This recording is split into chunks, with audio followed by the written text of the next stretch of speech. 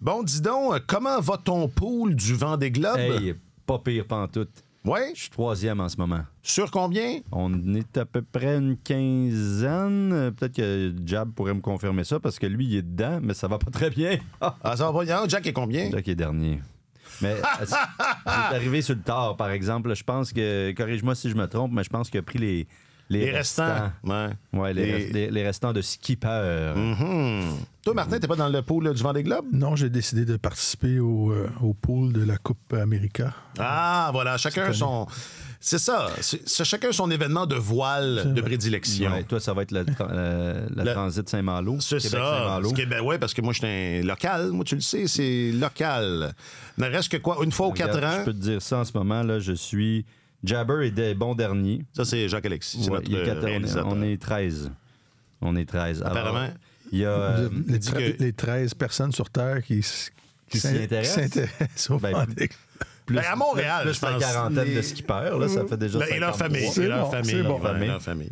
Tu vois, il y a donc un dénommé Sébastien Lépine qui travaille à Radio-Canada. Oui, qu'on salue. Qui partage la tête avec Antoine Dehaye en ce moment. Ah, là, Tone. Ouais. Mais qu'est-ce qu'il connaît pas, Tone? Tone, il connaît tout. Ah oui. Il connaît tout. Il est tout le temps partout, puis il est fort. Est-ce qu'il y a seulement que des journalistes de Radio-Canada dans ce pool? Parce que j'ose imaginer qu'on a le seul pool du Vendée Globe. Enfin, c'est ma fierté. Moi, mes jambes sont sciées présentement.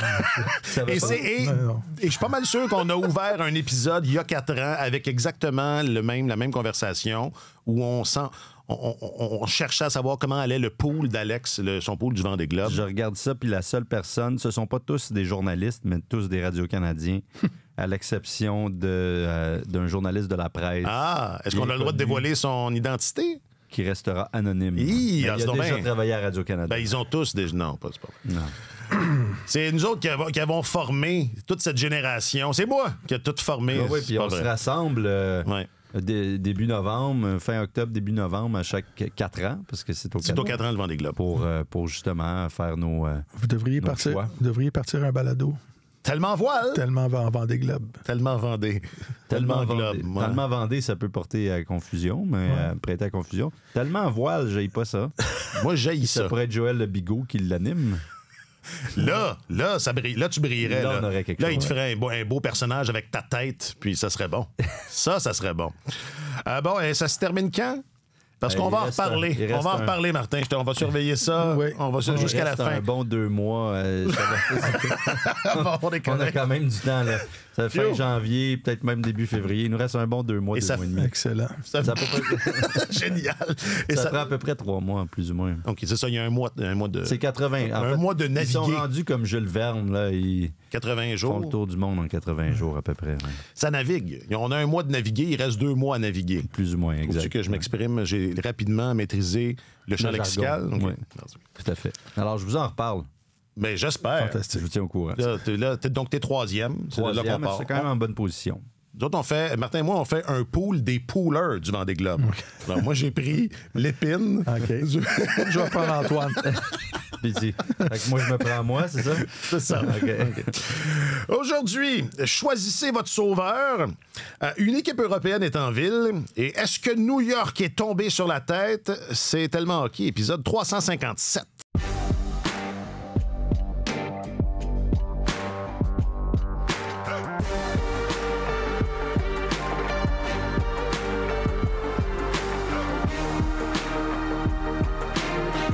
Faut que tu trouves ton mât, après ça, tu essaies de voler un autre mât. C'est ça, c'est qu'en fait, un des skippers de Jacques-Alexis a perdu son mât. Ça, c'est pas bon? Ben, ça avance moins bien. Il n'a pas réussi à le réparer encore. Non, c'est pas bon. C'est pas ce que tu recherches. Il est votre journaliste affecté aux affaires du hockey et de la LNH, Monsieur Alexandre Gascon. Salut, Alex. Bonjour, messieurs. Et il est votre chroniqueur principal au service des sports, Monsieur Martin Leclerc. Salut, Martin. Bonjour, messieurs. Je m'appelle Alexandre Coupal. Non, je pense qu'il faut qu'il pousse plus. Mais c'est pas juste travailler fort. C'est de faire les choses que la game te demande. Des fois, c'est travailler fort. Des fois, c'est prendre des bonnes décisions. Ça en prend plus. Je sais pas si c'est un message, puis je sais pas vraiment si sur le tableau, c'est peut-être la 4, mais tu sais, moi, quand la game elle commence, mais c'est comment tu te comportes. C'est-tu un message? Moi, je pense pas que c'est un message. C'est aller au travail.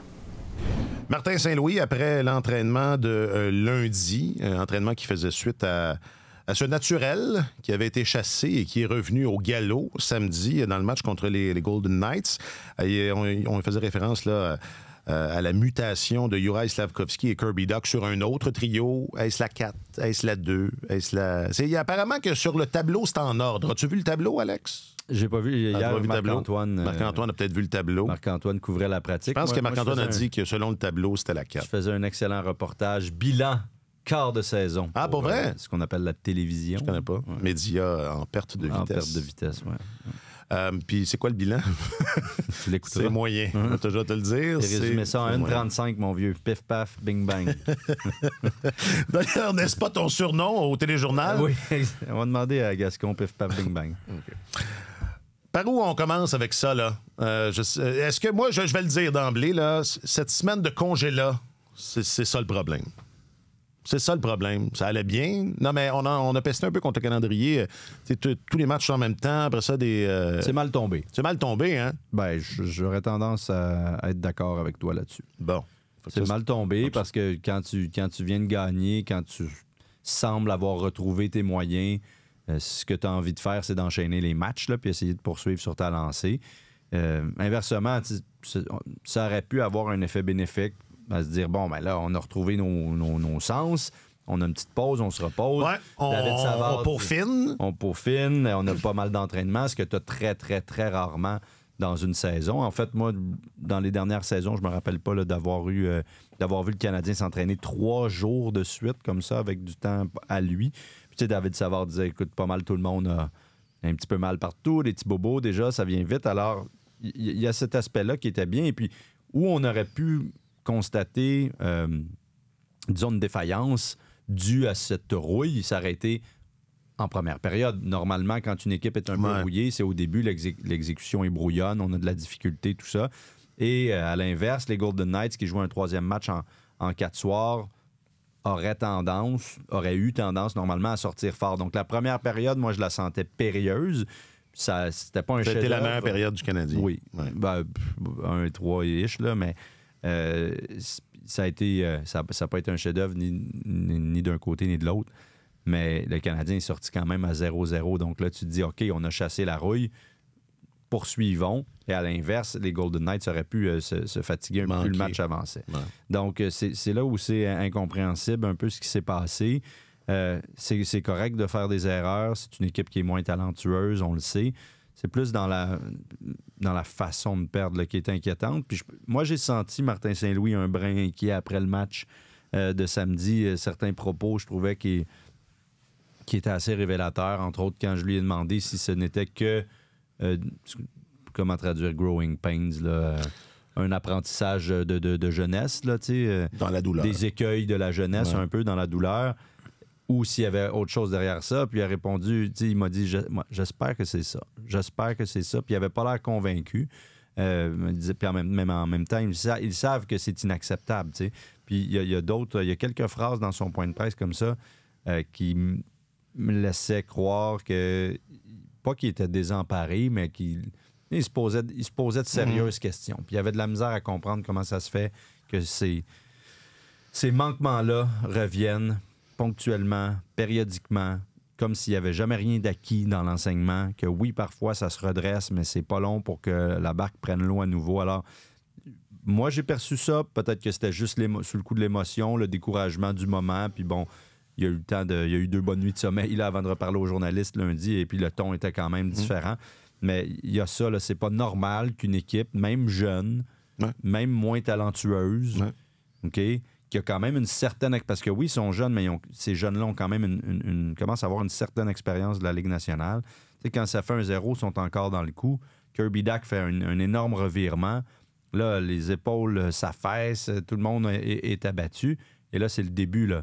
Mais ce n'est que 2-0 encore. Bon, à peu près tout le monde savait que le match était terminé à ce moment-là, mais ça reste juste 2-0. Comment ça se fait, que ça fait 3 et 4 et 5?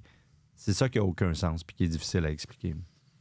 C'est une entrée en matière là, de haut niveau. Merci. Non, mais ça doit être décourageant, pour vrai. Tu sais, ce que tu sens là, que ce soit ta perception ou non, les faits sont décourageants. Ouais, mais les joueurs tiennent le même... les vétérans ont le même genre de réaction. Le mot inacceptable est revenu souvent depuis le début de la saison, mais après le match de samedi.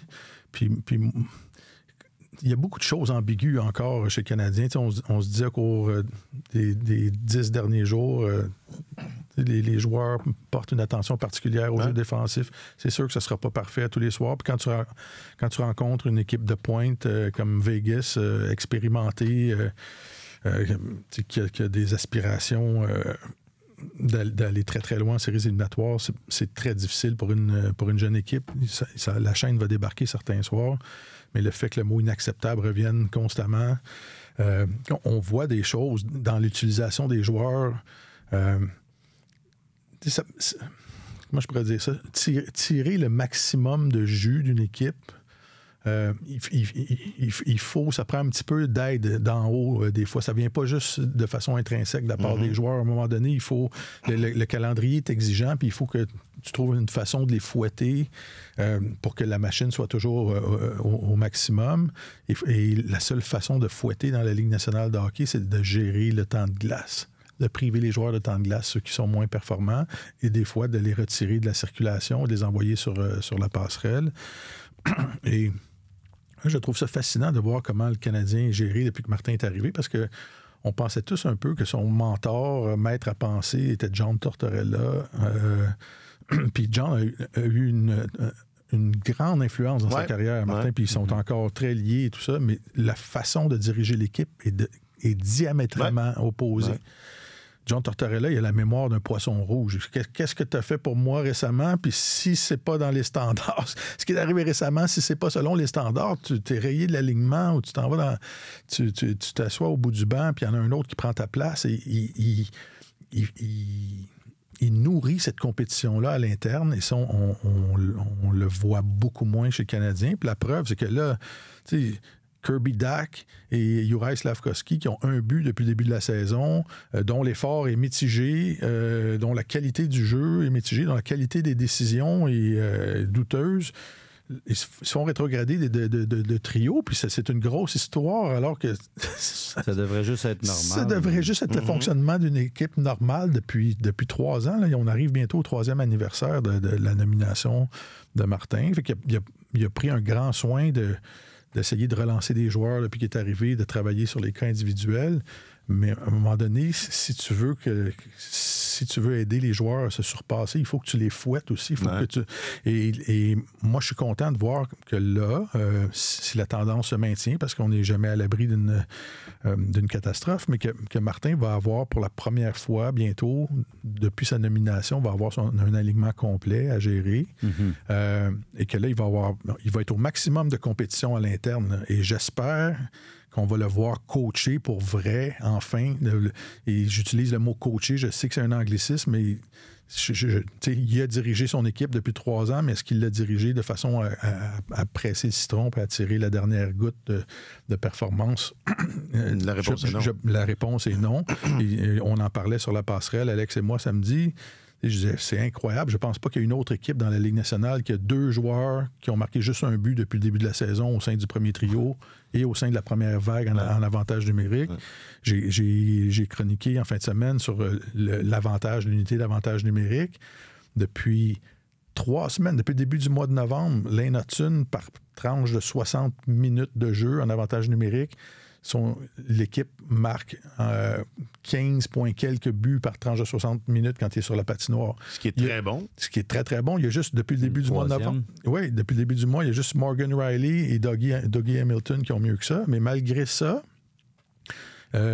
c'est Mike Matheson qui est toujours en première vague et qui a toujours 60% du temps de jeu et qui commence toujours la vague d'avantage numérique avec une mise au jeu en territoire adverse. Et Mike Matheson, lui, quand c'est lui qui est le corps arrière de l'unité d'avantage numérique, c'est 4 buts par tranche de 60 minutes. Là. Donc, je comprends que de match en match, tu peux pas déloger les gars de match en match, puis tu y vas sur la loi de la moyenne, mais 3 semaines, c'est une très, très longue période. Là. Et depuis le début de la saison, Lane Hutson, qui a été un spécialiste de l'avantage numérique durant toute sa vie, a un taux de productivité comme corps arrière, là, de but par tranche de 60 minutes, supérieur à Quinn Hughes, à Morgan Riley, à Rasmus Dahlin dans la Ligue nationale. Là, mais il est encore le gars qui pilote le deuxième avantage numérique avec on s'entend, la deuxième... la deuxième vague, il n'y a pas Cole Caulfield, il n'y a pas le meilleur buteur de l'équipe avec lui, il n'y a pas Suzuki. Alors, moi, j'espère qu'on va voir Martin Saint-Louis donner les coups de vis supplémentaires. Là. Et c'est ça ton rôle quand tu es entraîneur. C'est comme un ingénieur en F1, c'est de peaufiner ton alignement tout le temps pour tirer le maximum de ça. Maintenant qu'il a toutes les cartes dans son jeu, j'espère qu'on va le voir coacher son équipe pour vrai, puis qu'il va essayer de tirer le maximum de jus de ça. Mais juste pour... il n'y avait pas besoin d'attendre d'avoir toutes les cartes dans son jeu, parce qu'il n'en manquait pas tant que ça cette année, comparé aux autres années. Là. Je pense pas que Raphaël Harvey-Pinard soit une pièce maîtresse de cette équipe-là. Non. Patrick Laine, évidemment, c'est sûr que ça a apporté un dur coup, mais c'est pas un gars qui était là dans les 2 dernières saisons. Non, puis je pense pas qu'on s'attendait à des feux d'artifice non plus. Là. On l'espérait peut-être, mais... Et donc, absolument rien. Et Joshua Roy. C'est fait, mais... Et Roy méritait, je pense, d'être envoyé dans la Ligue américaine. Puis ça, je trouvais que c'était un signe au départ. Regarde, ton camp d'entraînement n'a pas été à niveau. Parfait, tu vas commencer en bas, puis quand tu seras prêt, tu remonteras. C'est ce qu'on voit là. Mais, et puis, le discours a changé aussi. Il nous a un peu laissé croire qu'elle est... Et il l'a fait à certains moments, là, avec parcimonie, diriger son équipe de façon un petit peu plus... Davantage de poigne. De poids, avec un petit peu plus de poigne. Mais ça reste une main de velours dans un gant de velours. Dans un gant de crin, mais de crin usé. Soft. Usé. Très usé. Tellement hockey. Venez pour les analyses de hockey, restez pour les analogies d'hygiène corporelle. Est-ce qu'il y a une évolution là-dedans? Parce que moi, je me rappelle, souvenez-vous, on a débuté l'année, puis on se disait, bon... Puis avant que tu arrives, Alex, on parlait dans ton dos, Martin et moi, puis en deux vacheries, on se disait, on parlait de ça, là, de ça, là, ce dont on est témoin, puis c'est difficile, c'est très difficile en ce moment de ne pas faire de second guessing. C'est très, très difficile parce qu'il y a tellement de choses là, qui apparaissent, qui crèvent les yeux, et ça, c'est quelque chose qu'on a répété souvent ici, on n'a pas toutes les informations, on n'a pas... Évidemment, qu'il y a des choses qui nous échappent. C'est pour ça, je pense qu'on haït ça, le second guessing. Mais moi, je me disais, comme ça, là, les ajustements de trio. Rapidement, là, après 2 semaines, on se disait, bon sang, là, c'est bon sang. Puis là, finalement, les ajustements de trio sont venus. Il y a quand même une légère... Tu l'as dit, tu viens de le dire, là, on en voit un peu plus de ce hard coaching-là. Est-ce qu'on est juste impatient? Est-ce que ça va continuer de croître? Est-ce que...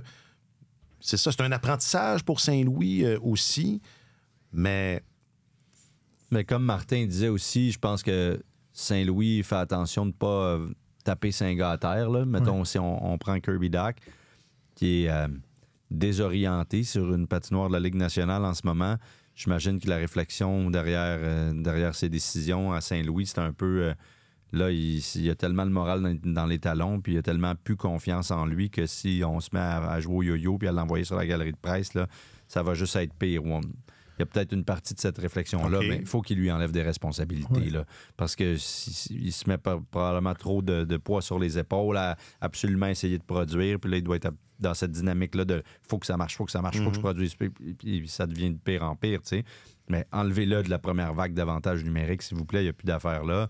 Là, il est sur un 4e trio, mais le temps d'utilisation nous dictera en fait où il est dans la hiérarchie. Là, si Slavkovski et lui finissent par jouer 17 minutes environ, comme il joue depuis le début de la saison, je pense qu'il y en a un qui joue presque 18, l'autre presque 17 en moyenne, ça n'aura pas été une grosse tape sur les doigts. Alors, ce serait de baisser le temps de glace. Ce serait, j'ai hâte de voir s'il va le faire, là, parce que hier, quand il a dit... Il n'y a pas de message, mais ça veut dire travail. C'est quand même une forme de message. Ouais. Mais je pense pas qu'il est puni, Dach. Moi. Je pense qu'on essaie juste de préparer un centre. On essaie de préparer un joueur de centre pour jouer avec Patrick Laine, là, parce que sinon, c'est Dvorak, puis Jake Evans, puis il y avait de la difficulté à l'aile, Kirby Dach, puis là, on le place au centre d'un trio. Qu'on essaie peut-être de recréer ce qui avait été en place au camp d'entraînement pour essayer de leur permettre à lui et l'aîné d'avoir des repères. Mais c'est le temps d'utilisation qui va nous le dire. Oui. Je souhaite que ça fonctionne pour eux. Là. Mais le temps est venu. Il faut arrêter de penser au progrès individuel. Puis ceux qui retardent le groupe, tu retardes le groupe, tu vas t'asseoir. C'est ça, t'es quand même dans la Ligue nationale de hockey. Il faudra que tu sois capable de t'en remettre. Là. Ouais. Tu as le droit d'avoir... Regarde, Josh Anderson, il a eu une mauvaise saison. Pas eu une mauvaise semaine, il a eu une mauvaise saison. Il n'est pas mort. Je veux dire, il est revenu, puis bon, c'est peut-être plus ce que c'était, mais reste que... Il faut que tu sois capable de passer par-dessus cette adversité-là. Là. Arrête de t'apitoyer sur ton sort à un moment donné. Là. Il faut que tu trouves... Puis Saint-Louis revient souvent avec sa part du joueur ces temps-ci. Puis là, je pense que c'est ça. Là. Je pense qu'on est rendu là. Trouver les ressources, consulter le psychologue du Canadien, aller à l'extérieur si vous préférez, comme Caden Primo le fait depuis 1 an et demi maintenant, si vous voulez pas que ça reste dans l'environnement. Parce que des fois, les gars peuvent avoir certaines réticences à tout confier à un psychologue maison. Là. Mais allez chercher des ressources. Là. Vous en avez autour de vous. Vous avez l'argent certainement pour pouvoir... consulter les meilleurs spécialistes. Si le blocage est mental, prenez, c'est ça. Faites de quoi. Ouais. Mais c'est à eux de s'en sortir un peu aussi. Là. Puis juste pour finir avec Doc, puis un peu à l'image de cette équipe-là, d'accord, la production n'est pas là, d'accord, mais il n'y a rien qui est là. Il n'y a rien qui est là. Et c'est limite inquiétant. Slav, il y a eu quand même ces moments là, en échec. Je parle de Dak. T'as raison, c'est ça. C'est vrai que Slavkovski nous a montré des flashs. Puis c'est vrai que c'est à se demander. C'est à se demander, là. Parce que, d'accord, là, tu ne produis pas offensivement, mais... Il a l'air de faire autre chose. Il a l'air de faire un peu la baboune par moment. Tu le vois sur la glace là, dans son comportement. Son langage corporel est très, très mauvais. Là. L'arbitre dit cette rondelle-là a été. Siffle un arrêt de jeu parce que la rondelle a été touchée trop haut, par exemple. Là, il tape à terre, il regarde l'arbitre, il est en maudit. Il dit Hey, joue au hockey, là. C'est pas compliqué. Là. Fait que, tu le vois que tout dans son langage corporel. Il n'y a rien qui marche, tout le frustre. Il a l'air à babouner. Moi, je lui ai demandé directement, quand tu as été rétrogradé avec Condotta, as-tu vu là un message? Il dit, non. Il dit, moi, je joue avec n'importe qui, ça n'a pas d'importance. Pas capable de prendre le blâme, tu sais. Ouais. Pas capable. Je vais apporter une nuance là-dessus. Juste avant, il avait dit qu'il avait fait un revirement de merde. Et là, ce ne sont pas mes mots. Je les aurais jamais employés. Je pense que c'est correct. Dans un balado de l'État. Oui, non, mais je pense pas que c'est interdit. Mais on dit que c'est accepté. Ce qu'il a dit. Donc, et puis, alors ça, il a pris le blâme sur lui pour le deuxième but, parce que de toute façon, je pense que même s'il avait ça aurait été difficile de se cacher. Ouais. Mais pour le reste, il n'a pas voulu dire, oui, c'est vrai, peut-être qu'il va falloir que je me regarde dans le miroir, puis ça va moins bien et tout. T'sais.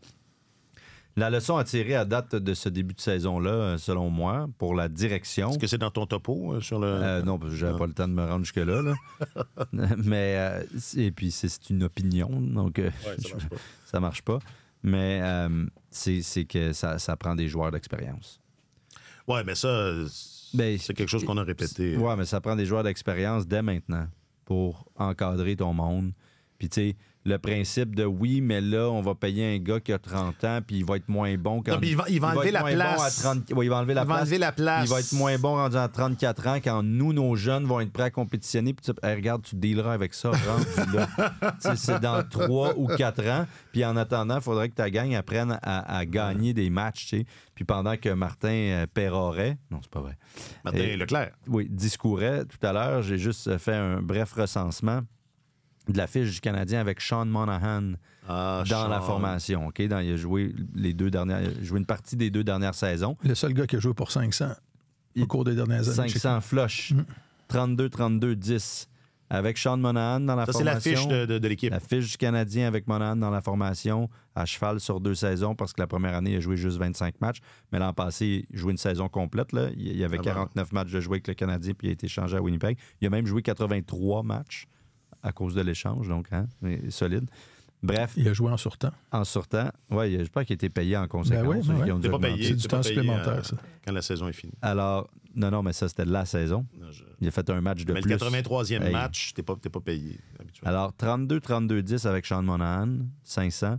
29-49-12 quand il n'est pas là. Je sais pas. OK, oui. Et ce n'est pas uniquement de son ressort, mais ça enlevait de la pression à tout le monde. Il jouait au centre souvent, un peu à l'aile avec Suzuki Caulfield pour les relancer quand ça allait moins bien, mais sinon, centre de deuxième trio.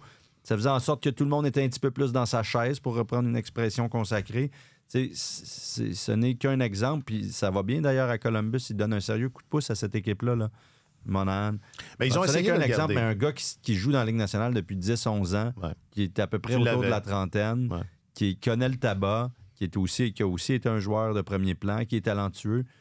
Ça change. Qui connaissait l'environnement. Ça change la donne complètement. Puis le Canadien n'en a pas de ça. Puis il va falloir... Je pense que la leçon est vraiment là. Ils l'ont d'en face un peu. Là.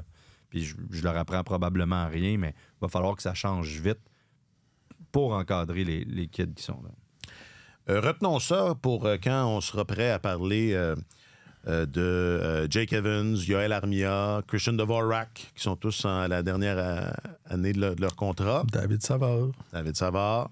Retenons ça. Question du public, réseaux sociaux. Question du public, réseaux sociaux. Question du public, réseaux sociaux. Question du public sur les réseaux sociaux. Là où ça fait mal, réseaux sociaux. Question du public. Question du public. Question du réseau. Question du public. Je me vois tellement en décapotable sur le bord de l'océan, à rouler selon les limites de vitesse. Là, mais... avec une planche de surf dans le siège du passager. Là. En écoutant ça. Les cheveux dans le vent. Bon. Aïe, aïe. On se croirait dans un vrai show de radio de sport. On a demandé via les réseaux sociaux de Radio-Canada Sport, parce que l'arrivée de Patrick Laine est imminente. On parle d'une semaine, peut-être, là, peut-être pas cette semaine, mais dans cet horizon. Et d'ailleurs, parenthèse, on parlait de Sean Moynihan. Oui. Si Moynihan avait accepté l'offre du Canadien, probablement que Patrick Laine serait pas... on serait pas allé chercher Laine, parce qu'à un moment donné... d'un point de vue plafond salarial, non. Parce que moi, je me fais... je sais pas, c'est quoi ce face-là? Je suis sûr, là. Ben, Monahan gagne quoi? 6 millions? Un truc du genre? 5,5, je pense. Mais c'était 5 ans. Il a obtenu 5 ans. Ouais. Moi, je comprends. Il a été chercher... le pactole. Ben, vous n'auriez pas gardé... Monahan, quoi, il a 29, 30 ans. Un contrat de 5 ans, c'est pas la fin du monde. Oui, mais il est blessé à répétition depuis des années. Donc, c'était un risque de lui donner un contrat de 5 ans. Mais ma question, c'était, est-ce que ça aurait empêché le Canadien d'aller chercher Patrick Laine? Peut-être. Parce qu'on n'aurait pas été dans la même situation salariale. Bref, on a demandé aux gens qui suivent les réseaux sociaux de Radio-Canada Sport quelles sont vos attentes envers Patrick Laine. Alors, sur le book, Simon, qu'il complète le reste de la saison sans blessure. Ça m'apparaît comme un bon plancher. Oui. Toujours sur le book, Éric. Ce serait très bon. Juste ça serait c'est vrai. Ouais. Éric dit, aucune attente. Le gars est une énigme pour son coach depuis son arrivée, ses coachs depuis son arrivée dans la Ligue.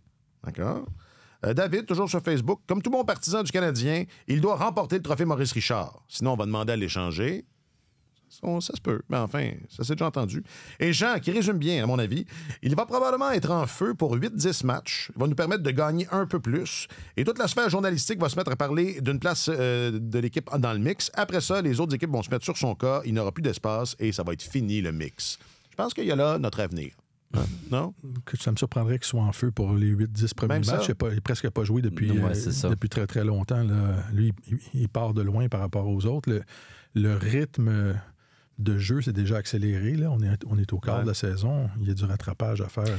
Mais tu sais, on parle souvent de l'adrénaline du retour, mais dans son cas, ça fait tellement longtemps que ça s'applique. Ça s'applique peut-être pas. Il ne faut pas avoir de trop grandes attentes. Maxime, sur la Twitter... qu'il soit sur le premier avantage numérique avec l'autre Laine. Ça, on verra bien. Je pense qu'on a fait... il y a des chances parce qu'ils risquent de se ramasser tous les deux au sein de la deuxième vague. Ouais. C'est ça. Parce qu'on ne change pas ça, la première vague.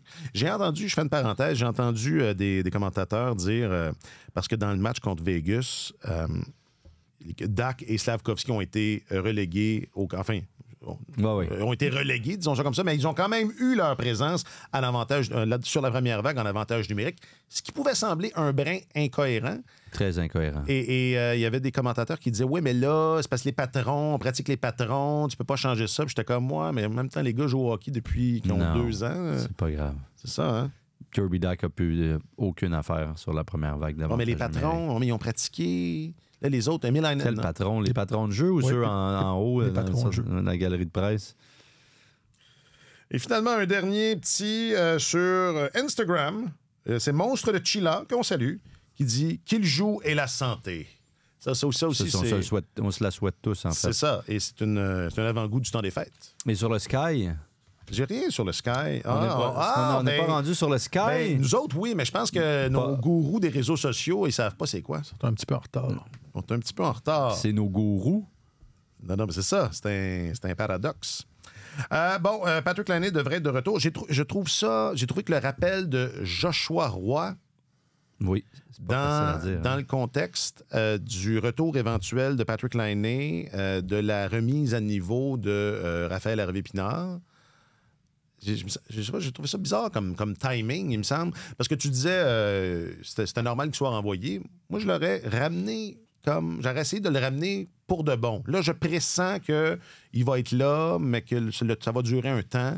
Puis, parce qu'il va y avoir beaucoup de joueurs. Là. Sauf s'il est bon puis qu'il fait la job, tu sais. Ouais. S'il force, s'il prend sa chaise, s'il s'empare de la chaise de quelqu'un d'autre. Il y a Michael Pezzetta, dont les bagages doivent déjà être faits, d'ailleurs. C'est encore à nous autres, ça? Oui. Ah oui? Hein? Je lui souhaite d'être réclamé au balotage parce qu'éventuellement, ils vont le céder, là. Il n'a pas joué de l'année. 3 matchs. Ah bon. Je serais très surpris qu'il soit réclamé au balotage. Non, tu sais jamais. Une équipe qui... Papier sablé. Papier sablé, 4e trio en Waydon. Ouais, à San Jose, là. Papier sablé fin, là. C'est du petit grain. Oui. Restez pour les analogies de matériaux de construction. Écoute, sinon, il jouera dans la Ligue américaine, puis d'après moi, il va être très content de juste pouvoir jouer au hockey, puis, tu sais, à un moment donné, pauvre petit, là. Non, Roy, puis hier, Saint-Louis a été assez clair en disant, je sais pas si on avait de la compétition à l'interne, mais là, on va en avoir. Et Joshua Roy en fait partie. S'il est sérieux et qu'il est prêt à rester à Montréal, go, tu sais. Puis c'est ça qui va peut-être lui permettre... S'il va bien, pourquoi ce serait pas lui en première vague d'avantage numérique? Là? C'est un joueur offensif, intelligent, a fait ça toute sa vie. Mais go, placez les gars les plus méritants, puis arrêtez de vous poser 150 000 questions. Là. Je pense qu'on est rendu là un peu. Là. M'entendez-vous opiner? Non, je faisais juste opiner.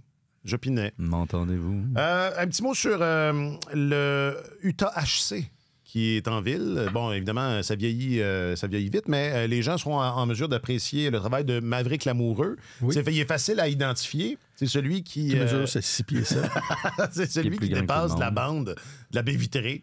Et tu nous faisais, Martin, moi, tu rappelais à mon bon souvenir que Lamoureux était identifié comme un choix de fin de premier tour. Il y a 2-3 ans, exactement.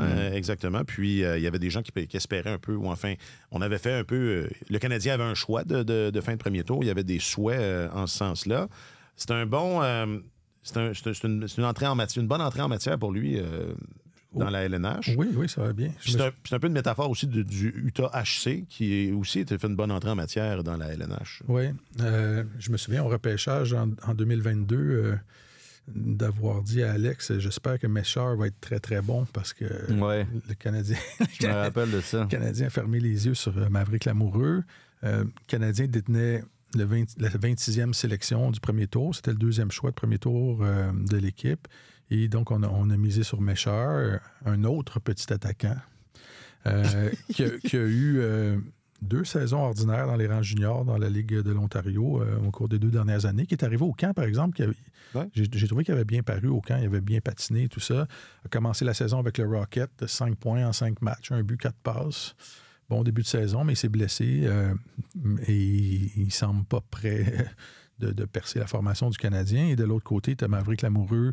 Il y a quand même des blessures importantes qui sont survenues dans la brigade défensive là, chez le club de l'Utah. John Marino a été opéré au dos. Sean Durzi a été opéré à une épaule.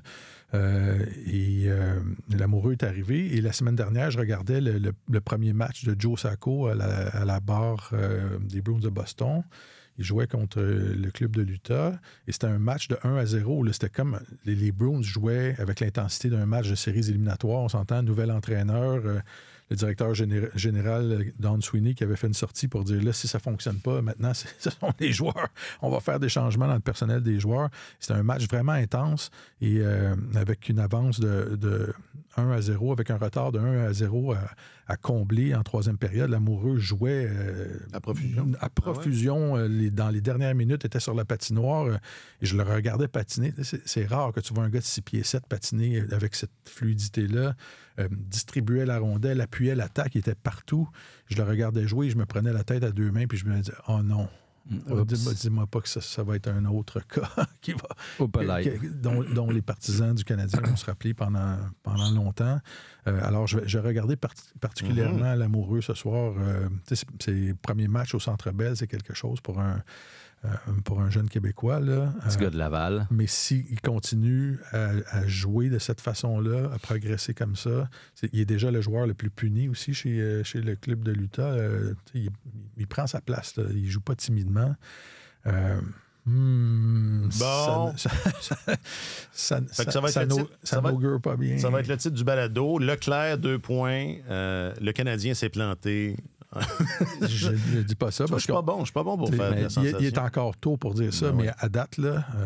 Dès le départ, tu m'avais dit, j'espère que Mescher n'a pas bénéficié d'un biais qui frappe souvent les recruteurs. C'est-à-dire, oui. Quand ils vont voir, parce que Mescher est slovaque, puis c'est l'année de Slavkovski. Ouais.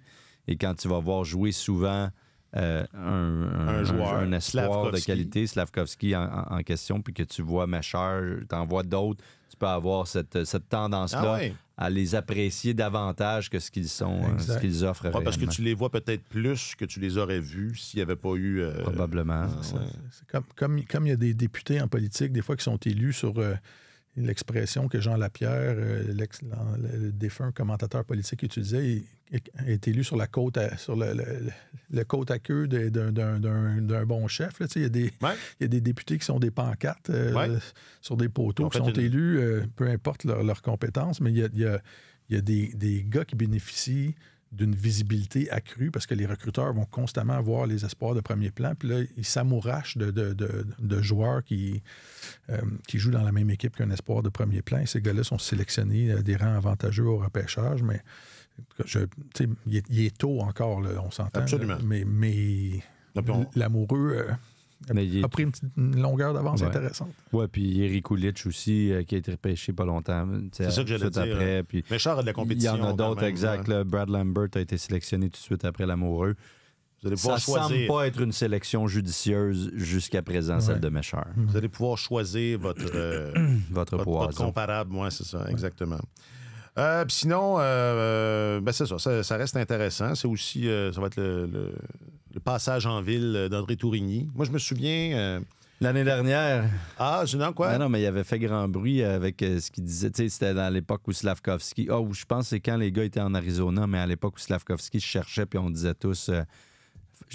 il bénéficierait d'un séjour dans la Ligue américaine et tout ça. Puis Tourigny avait été quand même assez tranchant. Assez Tourigny. Oui, assez tranchant dans ses commentaires. Je me rappelle pas exactement c'était quoi, mais il disait, tu sais, quand un gars est pas prêt, là, puis c'était coloré, puis il parlait pas de Slavkovski directement, mais il était très au courant de la conversation, là, on s'entend, là, puis c'était un peu une flèche lancée à l'espoir du Canadien, puis au Canadien à ce moment-là. Ça s'est replacé depuis. Ouais. Je l'aime bien, Tourigny. Moi, je pense qu'il va diriger le Canadien un jour. Ben, il y a une petite liste, là. Il y a une courte liste d'entraîneurs francophones, mais il y a une réputation impeccable dans le monde du hockey. Godino n'a pas déjà dit la même chose de Montgomery aussi. On va avoir 2-3. Montgomery, en tout cas, ce ne sera pas tout de suite. Là. Non, mais un jour. Là. Regarde, on a le temps. Là. Vers 2031, c'est Montgomery. C'est ça, une affaire de même. Non, mais j'allais dire, souvenez-vous quand Tourigny a signé à l'époque en Arizona, on se disait, il venait d'être nommé, on venait de créer un poste pour lui à Hockey Canada. On voyait ça un peu comme une foire. Ben, c'était une foire en Arizona. Tu sais, les choses ont quand même bien tourné. Je trouve les choses tournent quand même bien. Comme quoi, c'est ça. Mais ça démontre à quel point nos réserves étaient justifiées quand même, parce que ça n'a pas été joli ce qui s'est passé en Arizona. Non. Mais il n'avait pas choisi l'environnement le plus facile. Là. C'est bien de voir que ces gars-là n'ont plus besoin de passer par le Canadien comme avant. C'était la seule porte d'entrée. C'est une exception. Ils ne sont pas nombreux. Le Tourigny, je pense qu'il y avait... Pascal Vincent, Tourigny, ouais. Pascal Vincent, pas passé par le Canadien. Je suis sûr que si on regardait ça, il y en aurait probablement d'autres. Ce n'est plus la seule voie. Là. C'est sûr que ça aide d'avoir, mettons, un Julien Brisebois, par exemple, ou peut-être éventuellement Daniel Brière, en tout cas des DG québécois, mais l'expertise est reconnue ailleurs aussi. Les entraîneurs québécois s'impliquent beaucoup plus à cette heure dans le programme national d'Hockey Canada. Et avec Équipe Canada Junior, etc., développent leurs contacts aussi. Il faut être intelligent. Il y a 32 équipes. Là, Mais je ne sais pas si c'est parce qu'ils ne voulaient pas s'impliquer ou plus qu'on leur faisait moins de place à l'époque là, chez Hockey Canada. Mais il y a eu un travail. Ça a beaucoup été critiqué, mais les équipes juniors majeures maintenant sont dirigées en anglais parce qu'on disait aux entraîneurs, vous aspirez à être entraîneur dans la Ligue nationale. Apprenez votre future langue de travail. Vos joueurs vont être dirigés en anglais. Il faut leur apprendre. C'est ça la langue de leur futur milieu de travail. Alors, il y a eu beaucoup de choses qui ont été faites pour former des entraîneurs qui étaient plus... qui cochait le plus de cases possible pour diriger au niveau professionnel. Comment il s'appelle le Wiz dont tu nous as parlé il n'y a pas longtemps, là, qui a gagné avec les U18, je pense, qui était un entraîneur québécois, c'était ses premiers pas avec le programme canadien, Jean Gagnon. Mathieu Turcotte. C'est ça, gagné avec Canada Blanc ou Canada Rouge. Canada Blanc. La grande tradition de Canada Blanc. Moi, j'étais un gros fan de Canada Blanc. Donc, c'est ça, Mathieu Turcotte, c'est ça. Donc, on garde ça en tête. Il y a l'entraîneur des Voltigeurs de Drummondville aussi, Favreau. Sylvain Favreau, qui est... dont on a parlé... Et donc qui? Absolument. Et donc Guy. Ou Marc, oui. Ouais, c'est ça. Ou n'importe quel autre Favreau qui n'est plus parmi nous.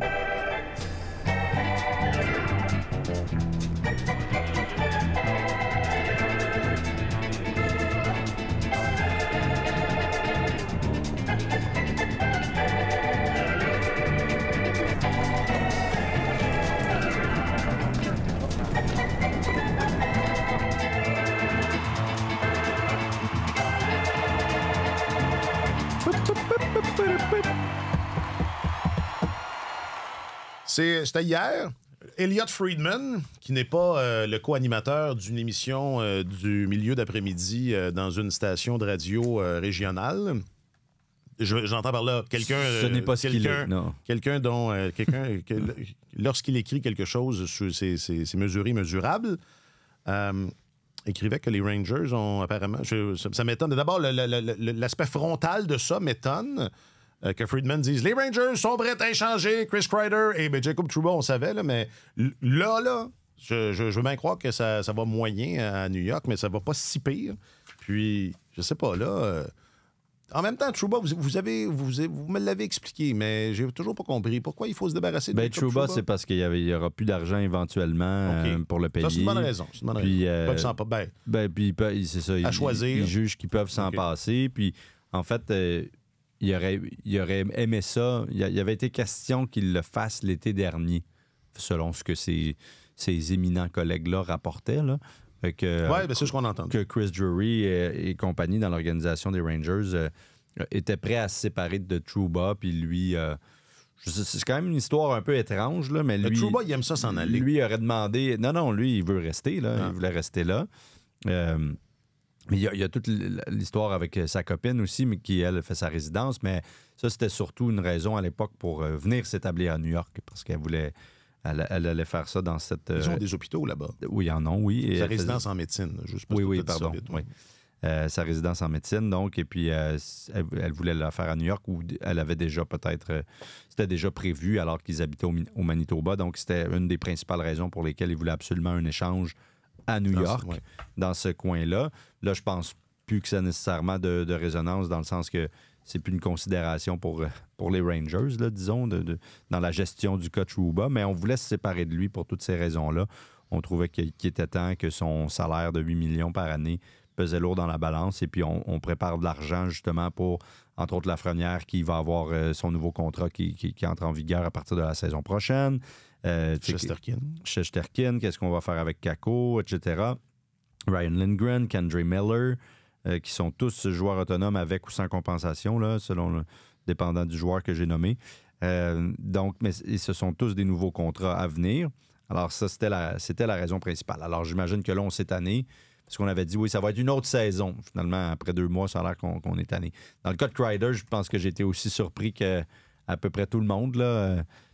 C'est étonnant, mais peut-être que c'est les calculs qu'ils font. Parce que, comme je viens de le dire, rapidement, là, Lafrenière, lui, il a un bon de quoi? De 4. Il a un bon de 5 millions par année. Kendre Miller a besoin d'un nouveau contrat. Ça va être un bon de quelques millions aussi. Ryan Lindgren, un nouveau contrat, ça risque d'être dans les mêmes eaux, mais peut-être un peu plus cher. Encore une fois, Kakko. Shesterkin, ça risque d'être un 4-5 millions de plus que ce qu'il gagne présentement. 6 peut-être. Alors, ça fait beaucoup. Oui, le plafond augmente, mais c'est peut-être dans cette optique-là. Mais j'étais quand même surpris. Kreider a quand même 9 buts en 19 matchs. Ça a été beaucoup l'âme de cette équipe-là pendant longtemps. Personnellement, moi, ça m'a surpris. Quand tu diriges une bonne équipe, tu n'essaies pas de régler des futurs problèmes de plafond salarial pendant une saison où tu peux gagner. Oui, c'est ça. Dans le fond, ce que Martin vient... En une phrase, Martin vient de défaire tout mon argumentaire. Ton argumentaire était stupide. et honnêtement, moi, j'ai été surpris de ça parce que c'est très improductif là, d'annoncer comme ça. Ouais, tel joueur et tel joueur, de les placer comme ça en vitrine publiquement. C'est pas très motivant. Ça sème... La confusion. La confusion dans le vestiaire, de l'inquiétude. Habituellement, les directeurs généraux travaillent un peu plus en sourdine. Là. Surtout lui. C'est Chris Drury, très, très discret, là, normalement. Et Drury, je comprends qu'il doit gérer sa masse salariale et tout ça, mais Drury, comme directeur général, hérité d'un alignement qui était bien garni et le noyau est encore le même. Il faut faire attention quand tu commences à jouer là-dedans et que tu as une bonne équipe. Là. Ils n'ont pas terminé premier au classement la saison dernière. Ils n'ont pas remporté le trophée du président. Je pense que oui. C'est les Rangers, oui. Je pense que oui. Alors, tu sais, c'est pas... là, il y a 20 matchs de jouer. C'est pas une merveille défensive. Les Rangers, ça n'a jamais été une merveille défensive. Shesterkin... Colmat. Oui. Il biffe beaucoup d'erreurs de ses coéquipiers. C'est qui la saison dernière? Oui, c'est les Rangers. C'est les Rangers. Alors, quand tu es arrivé en poste, quand tu as été nommé parce que le propriétaire était Furax après Jeff Gorton, donc Panarin était là, Zibanejad, Kreider, Adam Fox, Trouba était là, Lafrenière, Kendre Miller, Ryan Lindgren. Tout le monde était là. Tout le monde était là. Il a hérité d'une équipe il a procédé à un changement d'entraîneur, mais il a hérité d'une équipe compétitive. Là, on sait que la roue va tourner, mais il faut faire attention quand tu te mets à jouer là-dedans en cours. En début de saison même. Enfin, tôt dans la saison. Ben oui. Alors, il n'est peut-être pas dans une position pour rajouter, puis il sait qu'il y a des mouvements d'argent à faire, mais sois prudent parce que c'est déjà pas une merveille défensive, cette équipe-là. Puis si tu crées de l'instabilité, ça peut partir dans l'autre direction assez vite. Est-ce qu'on peut imaginer que tout ça, c'est de la fumée? Non, pas de la fumée, parce que des fois, de la poudre aux yeux, qu'il n'y a personne qui va changer d'adresse. Il y a une raison qu'on ne saura peut-être jamais qui explique, ça, mais qui n'est pas quoi la raison? Pourquoi faire ce boucan-là? Est-ce que le DG est sous pression de la part du propriétaire? Peut-être. C'est un gars, Chris Drury, qui a gagné partout. Comme joueur. Où il est passé comme joueur, comme athlète. Joueur par excellence au championnat mondial, aux séries mondiales, des petites ligues. Quand il jouait au baseball, il Sur la scène universitaire américaine, avec... Au lancer du javelot. Avec Colorado, il a gagné. C'est un joueur de pickleball. Pickleball. Il était co-capitaine à Buffalo avec Daniel Brière quand l'équipe... Il a gagné la coupe avec l'Avalanche. Oui, c'est ça. Il a gagné partout comme joueur. Donc, c'est fondamentalement un gagnant, un gars qui est passionné des questions relatives au leadership et tout ça. Mais Justement. Quand tu as quelque chose qui fonctionne bien, peut-être que les Rangers traversent une mauvaise passe là, en ce moment, mais faut faire attention de ne pas accentuer ce qui ne va pas bien. Qui est un gars qui a la réputation de faire beaucoup de ce qu'on pourrait appeler de micromanagement aussi. Il est très, très présent dans l'entourage de l'équipe. Puis, les mains dedans. Oui, exactement. Il aime ça avoir le contrôle aussi. C'est notre genre de boss. C'est pas... on aime ça. J'en tire aucune conclusion. C'est simplement un ajout de ma part. Mais oui, c'est un boss qui est très présent. Oui. Je m'étais fait dire que c'est un dirigeant d'équipe qui n'est pas bienveillant dans le sens où... Moi aussi, j'avais entendu ça. Ouais. Il prend des décisions des fois qui ne sont pas dans le meilleur intérêt des joueurs parce que... Il veut s'affirmer. On y va pour la totale. Là. Et des fois, ça te rattrape un peu, ça, quand les joueurs sentent que... Il y avait... Tu négliges des questions humaines. Puis pour donner un exemple, il y avait, je me rappelle d'un collègue, Jean-François Chaumont, qui était allé faire un reportage à New York avant que la délégation montréalaise soit là. Il était parti de son côté pour aller faire un reportage avec Alexis Lafrenière et tout. Puis ça a été très compliqué de lui parler. Puis quand il a fini par y avoir accès à Lafrenière, il y avait un relationniste de l'équipe qui rôdait autour.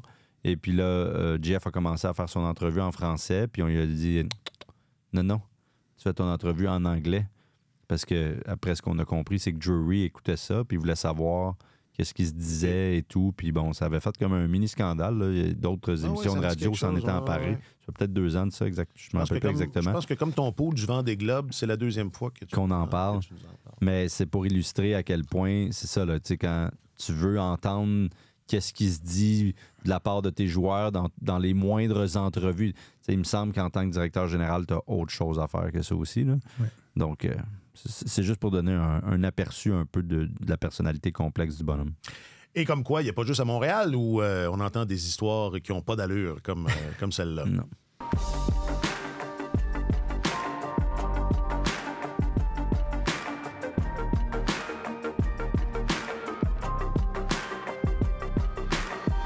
Si tu veux gagner, il faut que tu contrôles l'information.